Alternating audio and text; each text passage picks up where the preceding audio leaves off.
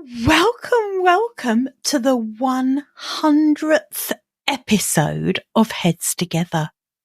Happy birthday to us. Happy birthday to us. I'm not going to carry that on. That's just gone really awkward. It's our birthday today and it is 100 episodes. I can't believe we've hit this milestone. I really can't. And oh my God, I'm so proud of this podcast. I don't care if that sounds like I'm showing off. I really don't care. I am so proud of what I've achieved with this podcast, and the feedback that I've had from you, my amazing listeners, has just made showing up and bringing these episodes to you each week just so worthwhile. I cannot explain. And so I thought what would be a good topic for today would be if I talked a bit about all of the lessons that I've learned over recording 100 podcast episodes. So let's dive in. Welcome to the Heads Together podcast. I'm Jill Mokes and I am obsessed with cutting through the noise when it comes to growing your business. Each week, via intimate coaching conversations and inspirational stories, I share what it really takes to get the results you want in a way that feels right to you. I am all about attracting higher ticket opportunities, building authentic relationships, and creating the abundant, full-fat version of your dream business. I mean, how many of us have beavered away creating a light version of what we really want? The thing is, I honestly believe when you're outstanding at what you do, there is no limit to what you can achieve. So, are you ready to put our heads together and make it happen? Let's go.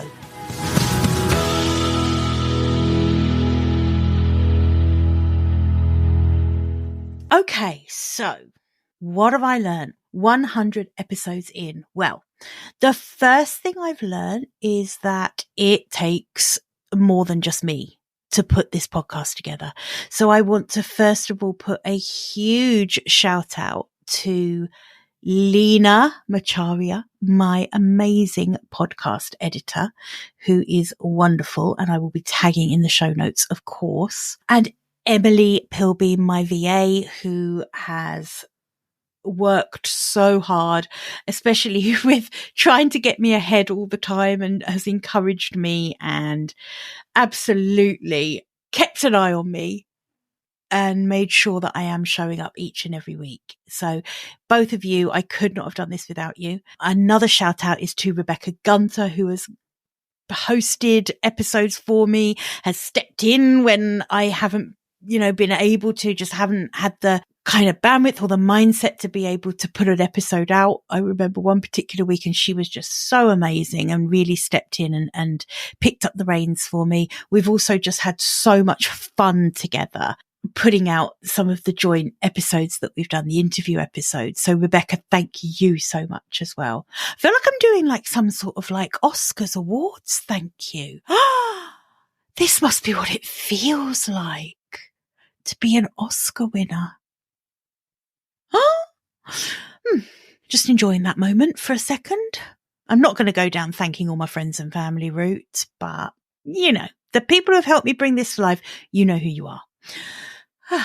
So that is one thing I've learned. I don't know how anyone can put out a weekly podcast on their own without any support, because there's a lot of moving parts to putting out an episode of this podcast. So there's recording the episode, obviously.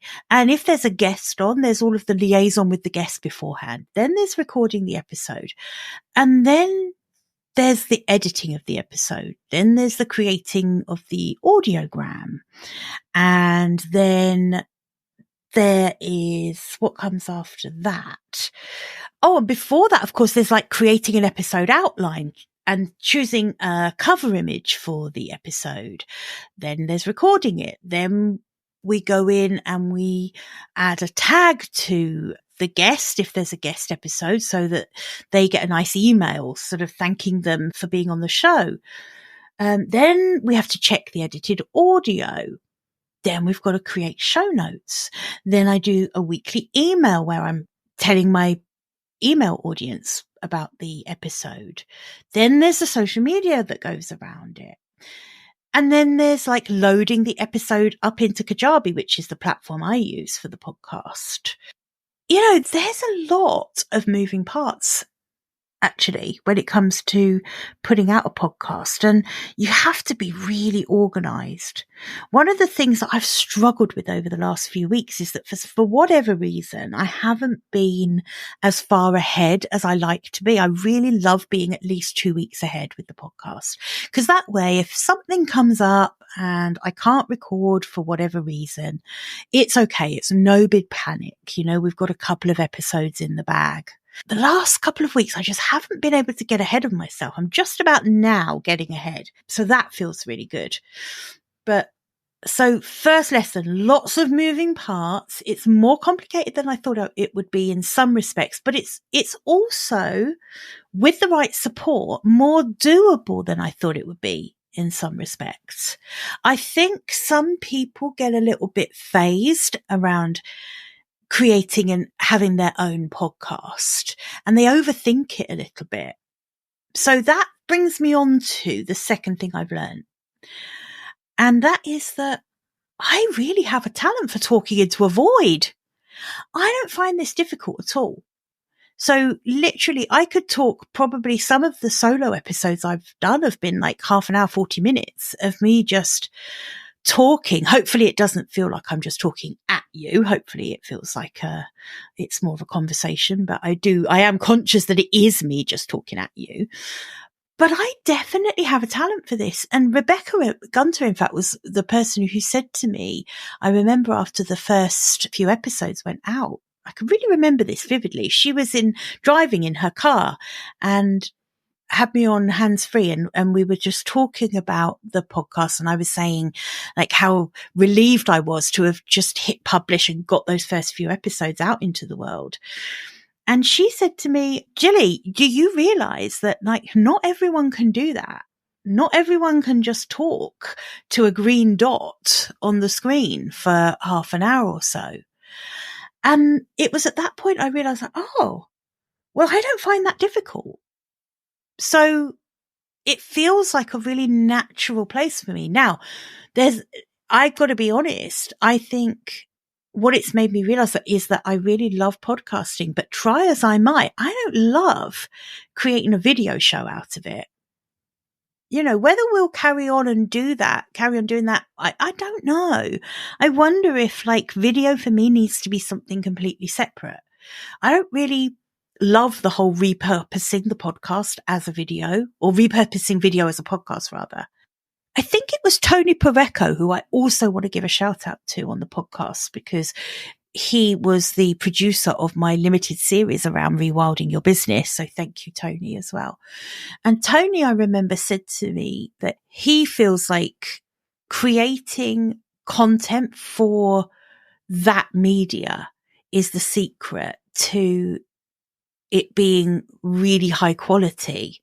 So it's all, I suppose what I'm getting at is that if I know I'm creating like a video episode and it's going to be a podcast, then I'm kind of in my head flitting around making sure that my audio, you know, and the way I'm speaking is going to be consumed well if I'm just coming at you through your ears.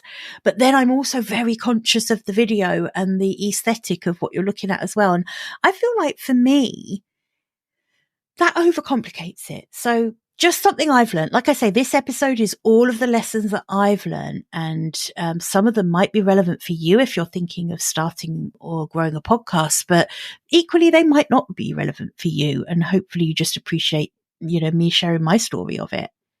The other thing that Tony Pareco taught me is that the sound quality is everything.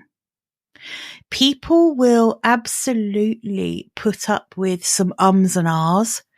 People will put up with some I don't know, dodgy cover art. People will put up with you maybe being late putting an episode out. People will not tolerate poor audio on a podcast. It will have people turning off, skipping, and finding a different podcast to listen to quicker than anything else.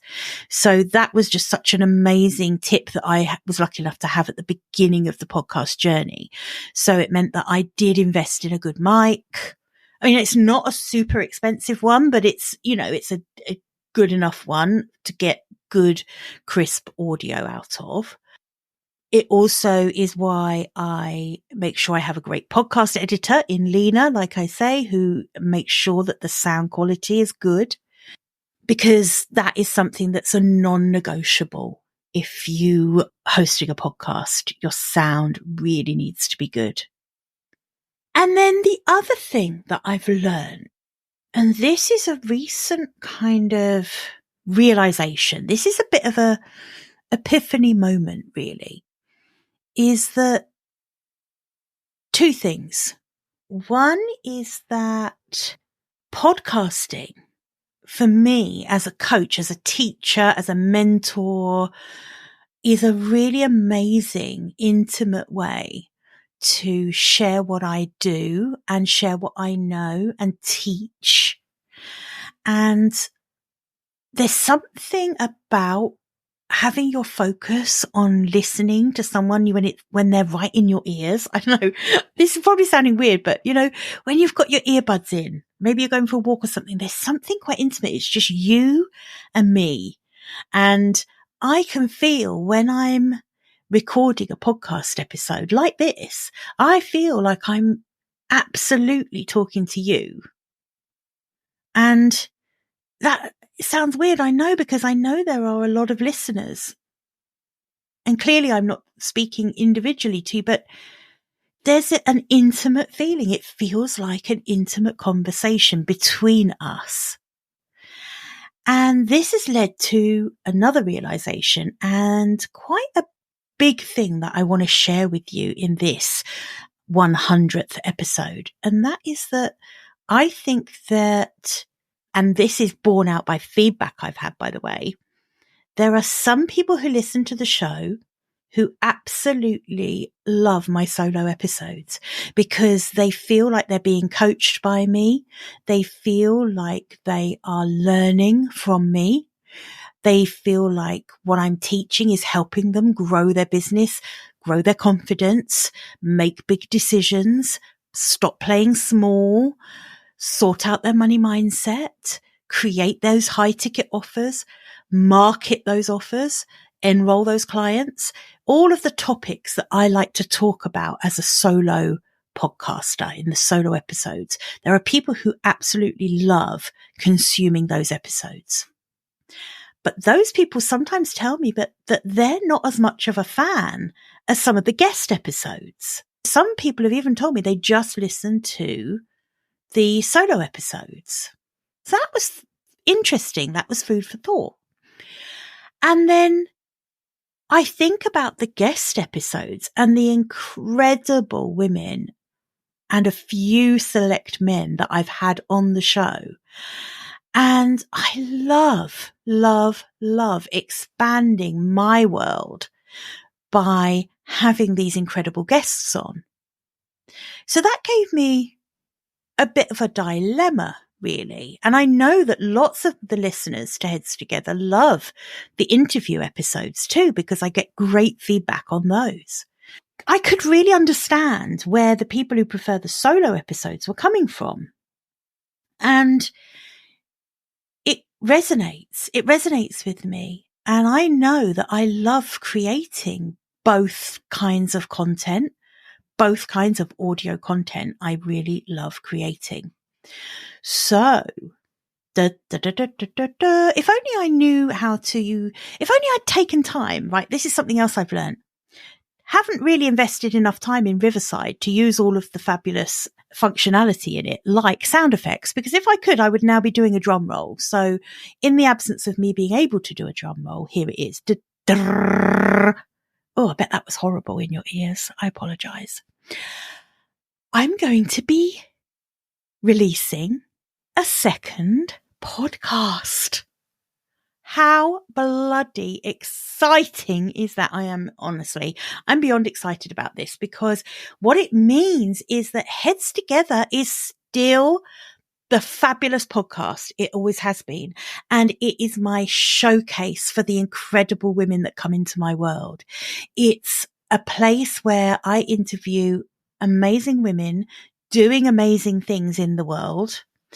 And I will not stop doing it. I just love doing that. But there will now be a second podcast, which is going to be more of my coaching. It's going to be more of my business building teachings, more of my mindset coaching. So I'm basically splitting out that. So here's where I want a favor. I'm going to ask for a huge favor from you, my listeners. And that is that I want some input from you on what the new podcast should be called. Okay. If you've been listening for a while, you know what I talk about in my solo episodes, and I've just listed quite a few topics there. Most of my audience are, I would say, they're service providers. My audience is really full of female service providers, and a lot of my audience are coaches. And you are business coaches, you are life coaches, you're leadership coaches, you are relationship coaches, you are health coaches. I know that a lot of coaches listen to this podcast, so that's something to bear in mind. So topics, I've listed off a lot, but basically we're talking about visionary stuff. We're talking about mindset. We're talking about goal setting. We're talking about creating the right offers for the right clients. We're talking about pricing those offers. We're talking about marketing them. We're talking about your brand, and we're talking about enrolling clients and giving those clients an incredible experience of working with you. Those are the topics. So now you've got to feel for the positioning, right, of this podcast. So what I would love is for you to share with me your ideas for what the podcast could be called. What would resonate with you? I love this. I love it when other people do this. And I've never done this before. I've never thrown something out like this and asked for direct feedback. So if you're up for it, which I really hope you are, if you can email me info@jillmokes.com, that's GILLMOAKES.com, and give me your ideas. Share with me what you think. And I'll put the same favor ask out on social media as well. So there'll be lots of places where you can perhaps drop your ideas of what this second podcast should be called. And hopefully that will entice some of my very loyal listeners. I have an incredibly loyal following and listenership. Listenership? Is that even a word? Who knows? Hopefully I will be able to entice you to be listening in twice each week to me, with interviews with incredible women and the solo shows that I know you love. And I know some people, and I never know how to take this, some people say, "Oh, Jill, your voice is so soothing. I find it really, really relaxes me." And I'm thinking, am I actually just sending people to sleep with my solo episodes? But you know what? If that's what you want from me, that's what I will deliver. So yeah, I would love, love, love your feedback, or your ideas rather, for a name for the new podcast, my new solo podcast.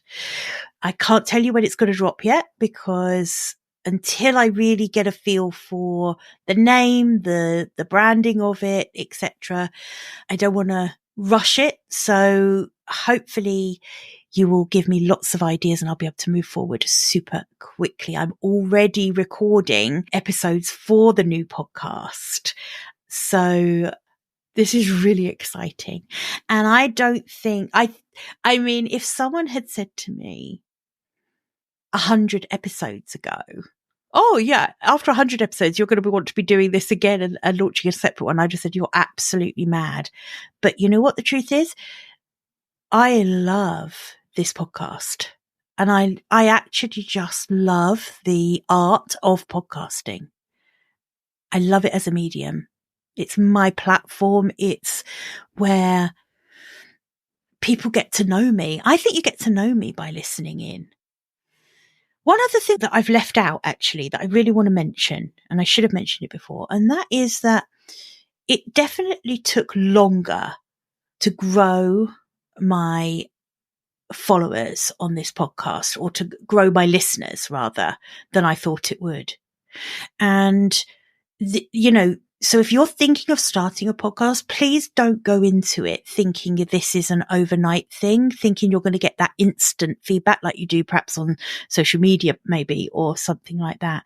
Podcasting is a longer game. You're going to need the grit to stick with it, even if you feel like you're talking to no one at the beginning. And it does feel like that, honestly. It feels like that because it was at the beginning. I was literally talking to my friends and family. But if you stick with it, it will be the best thing that you've done for your business. I promise you, it's so good. It's so fun. It's just a lovely medium. So that is really where I want to finish this part of this show. So a little reminder there that info@jillmokes.com for ideas on the name for the new podcast, please. But before I wrap up this celebration of 100 episodes, I would really like to just shout out each and every guest that has been on this podcast since I started it. And I'm so grateful to each and every one of you that have given your time, your generosity to share ideas, innovations, new ways of looking at things, fascinating stories, inspiring tales of entrepreneurship, and everything in between all of that. So thank you so much to Charlotte Lester, to Jude Charles, to Alistair McDermott, to Gemma Rabini, to Yinka Uolia, to Emily Pilbeam, to Hayley Maxwell, to Sarah Hartery, to Steph Durbin, to Tamsin Jardinier, to Taylor Campier, to Becky Benfield Humberstone, to Tamsin Merivale, to Ros Clark, to Alicia Rodriguez, to Sam Flynn, to Joanna Penn, to Erin Austin, to Lauren Jones, to Evelyn Brink, to Rebecca Gunter, to Marion Tilley, to Melina Cordero, to Eduardo Placer, to Amanda Slinger, to Deborah Driscoll, to Farah Storr, to Jennifer Evans, to Sandra Westeen, to Karina Gutz, and to Geeta Sidurob. Thank you, thank you, thank you. Each and every one of you have made this podcast what it is, and I am so grateful to you. And I am grateful to all of the future fabulous people who are going to come on to Heads Together in the future. Okay, well, thank you so much again. And that's a wrap for 100. See you next week. Bye for now. I hope you enjoyed this episode and that getting our heads together this week has filled your mind with what's possible. If you love the show, would you do me a massive favour, please? Would you leave a 5-star rating on Apple Podcasts? It would really help me put more heads together, reach more ears and expand more minds. Until next week, bye for now.